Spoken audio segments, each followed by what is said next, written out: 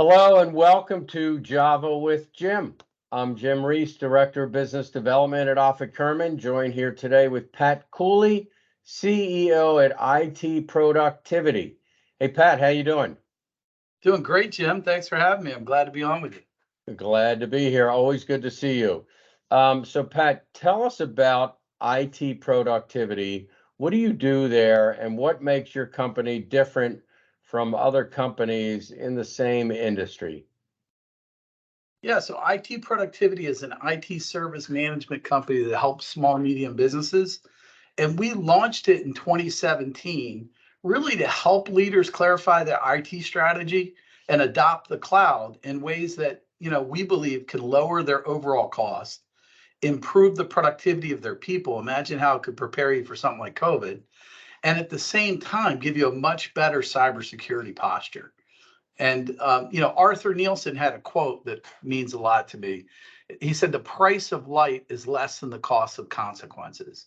And that's one of our foundational beliefs, that IT done right is so important to businesses today to support your people and your organizational success, that it's way less than the cost of the hassles and risks if you don't do it right.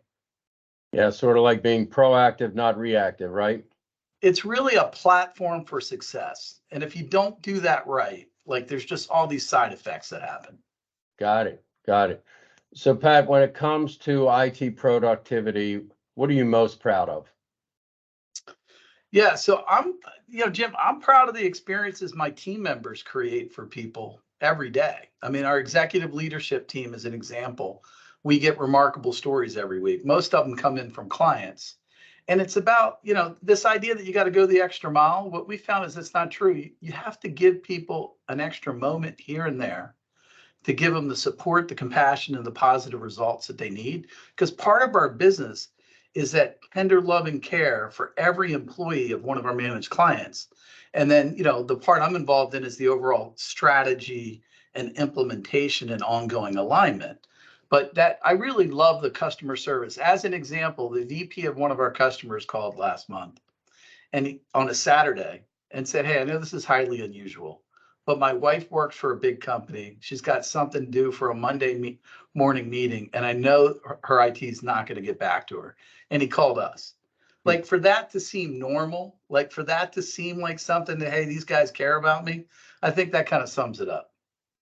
I love going the extra moment, not the extra mile. That's great. And that's a great story. And I mean, we can talk about storytelling for a while, but that certainly is a great way to get the message out there. So thanks for sharing that. What do the next 6 months look like for IT productivity? You know, uh, I think it's about intentional growth, meaning onboarding clients that we're really excited to work with and people we're really excited to work with. We're not adding 30 new clients next year. We're adding, 10 to 15 new clients. So we're very intentional about that. That growth being driven by organizations are looking to get more out of their IT investment, right? They're looking for higher levels of productivity, better remote work. Business insurance is asking new questions, even of small companies. Third parties and clients and partners are asking new questions. So helping them get their cybersecurity posture together. For our government contractors, the CMMC requirements are coming in force, and it's really helping them with that. So really exciting time for IT and the impact it can have, and then help them with rolling out AI as that starts to become highly relevant on a day-to-day basis inside clients. Oh boy, the AI word or words. There you go. Um, Pat, here's the $1 million question. What do most people watching this not know about Pat Cooley? So IT Productivity is the third business I've launched, and I co-founded this business in 2017 with my oldest son. And the real thing that most people find pretty shocking is I have 5 sons, 5 daughters, and 5 grandkids. Darn, man, you're all about fives. Must be a basketball enthusiast. Well, the five's growing on the grandkids side, so we'll see Oh, that number go up. of course. Well, congratulations. Hey, question. It looks like a giant food pyramid behind you. What is that? Yeah, absolutely. So that is a signed, it's signed by Coach John Wooden, who's just a fantastic human. I took Wooden leadership training in LA on a basketball court, back and forth between an hour on the court, hour in the classroom all day long. Less than kind of 10 months after Coach Wooden had died. And one of the two people teaching it was an ex-UCLA coach who had married his granddaughter. And to talk about a powerful emotional experience where these guys are tearing up as they're teaching us. And Jim, you could ask any of my kids. I mean, Coach Wooden is such a wise person. So one of the quotes my kids could repeat back to me is, "Show me your friends, I'll show you your future."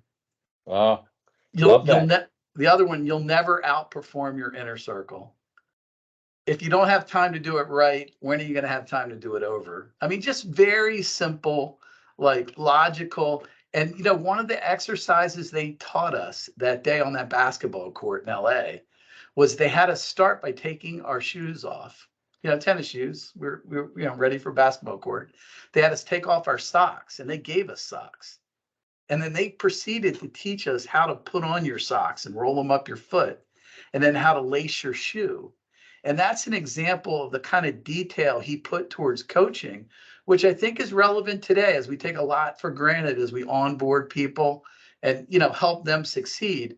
But what happened is one of his star players in a tournament didn't play well in the second game. And Coach Wooden asked what happened. He had blisters. And he realized a lot of these kids came out of family and background situations where they didn't necessarily have the right socks or the right shoes, and they hadn't had the time and thoughtfulness to really think about how to do that right. And he just worked on every detail, and he'd write that in his playbook, put it back on the shelf, and before the next season he'd pull it down, he'd revise his playbook year after year after year, just like this pyramid. You can see multiple versions across the years as he continued to tweak the formula for success. That's amazing. Wow, that's another great story. Thank you, Pat. I appreciate you being with me today.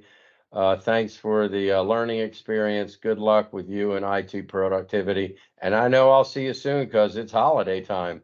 That's it. Well, Jim, thank you very much. Onward and upward, my friend. You got it. See ya. Peace. Bye.